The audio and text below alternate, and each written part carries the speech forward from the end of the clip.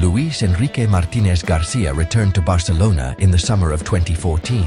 A familiar face, but now with the main job and all its pressure. He'd played, captained, and coached at Barca. But this was a new challenge, reviving a club that felt lost after a trophyless season. The magic was fading, and the board needed someone with backbone, someone who wouldn't be intimidated by big names.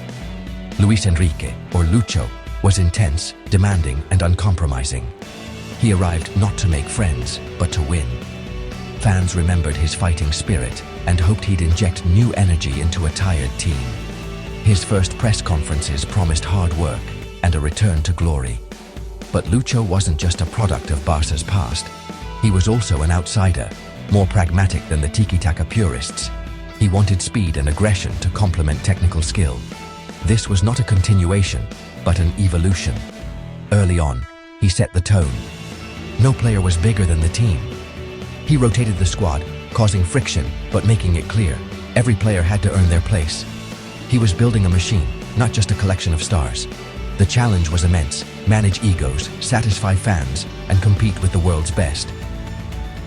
But Lucho never backed down from a challenge. The stage was set for a new era. The pressure was on, but so was the belief. Barcelona was ready for change. The journey was about to begin. Luis Enrique's appointment was a statement. Barca would fight for glory again. The club, the fans, and the players all sensed it. Something big was coming. A new dawn had arrived. Luis Enrique's greatest weapon was the legendary attacking trio, Messi, Suarez, and Neymar, the MSN. On paper, it was a dream. On the pitch, it was unstoppable. Messi, the club's icon, shifted to the right. Suarez, the new arrival, became the central striker. Neymar dazzled from the left. Their chemistry was instant and devastating. There was no ego, just pure joy in playing together. Selflessness turned three superstars into a single, unstoppable unit. Suarez brought relentless pressing and clinical finishing, finally giving Barca a true number 9. Neymar added unpredictability and flair, beating defenders and scoring in big moments. Messi, now with more freedom, orchestrated everything, scoring, creating and dictating play. The MSN scored a staggering 122 goals in their first season together, a record. They were friends off the pitch, and that bond made them telepathic on it. Defenses simply couldn't cope. The MSN was more than a trio, it was a phenomenon. Luis Enrique's system unleashed their full potential. The world watched in awe as they tore through Europe. It was footballing perfection in attack. The MSN became the symbol of a new thrilling Barcelona. Every match was a show. The goals kept coming. The legend of the MSN was born. Luis Enrique didn't abandon Barca's core principles, but he added his own twist. The era of endless possession was over. Now, speed and directness were key. The goal: move the ball forward quickly, especially in transition. With the MSN up front, it made sense to get them the ball fast. The team became lethal on the counter-attack. Midfielders like Rakitic brought balance and the ability to launch quick attacks. Set pieces, once a weakness, became a new weapon. Pique and Mathieu started scoring from corners. Critics said the team was losing its identity, but Lucho cared about results.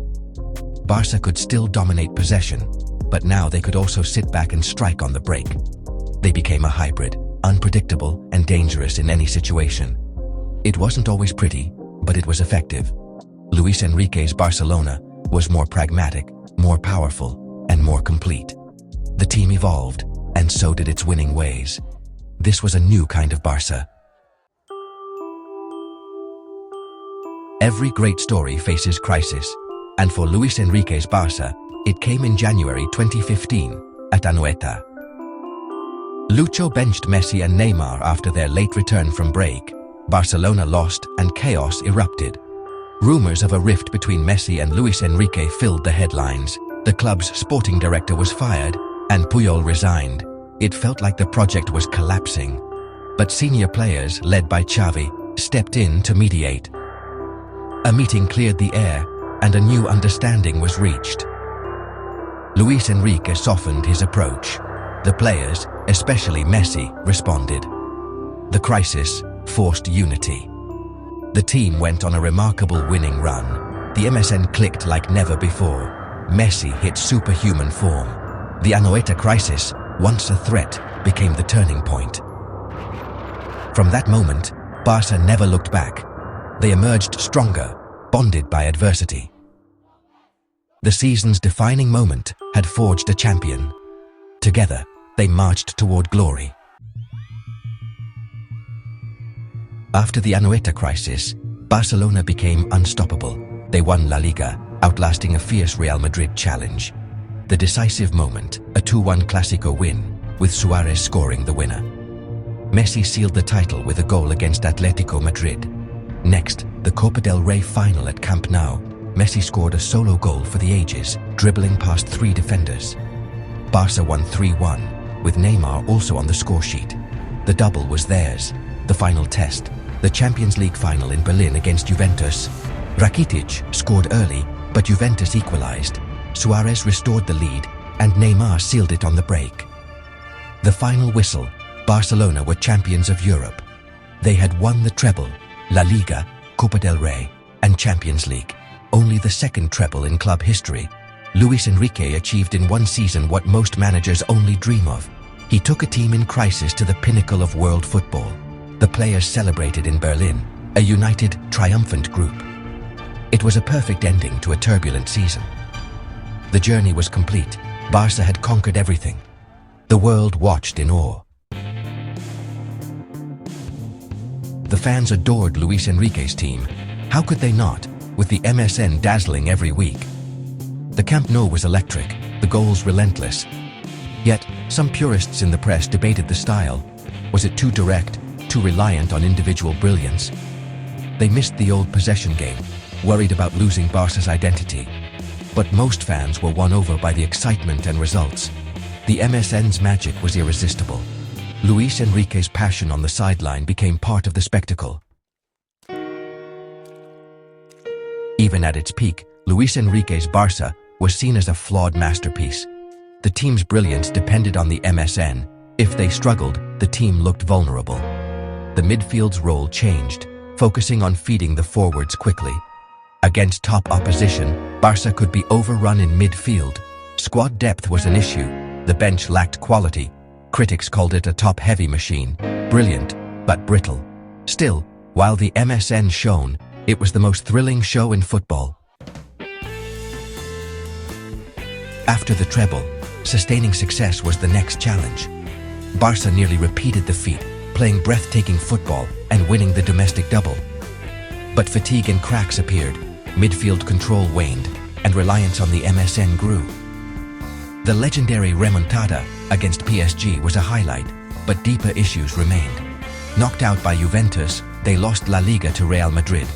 Luis Enrique announced his departure, citing exhaustion. The era ended, glorious, but naturally winding down. The cycle of success had run its course. Luis Enrique left Barcelona in 2017 with 9 trophies in 3 seasons, including a historic treble. He revived a struggling club and delivered unforgettable football. His legacy is more than silverware. He united and unleashed the MSN, creating a spectacle the world will never forget. He proved Barca's philosophy could evolve, blending tradition with pragmatism. Critics debated his style, but his results were undeniable. He managed egos, overcame crisis, and conquered Europe. His team wasn't perfect, but it was effective and joyous. Lucho arrived as a fighter and left as a conqueror. The era of Luis Enrique and the MSN was a flawed, brilliant, and unforgettable masterpiece. Barcelona would never be the same again.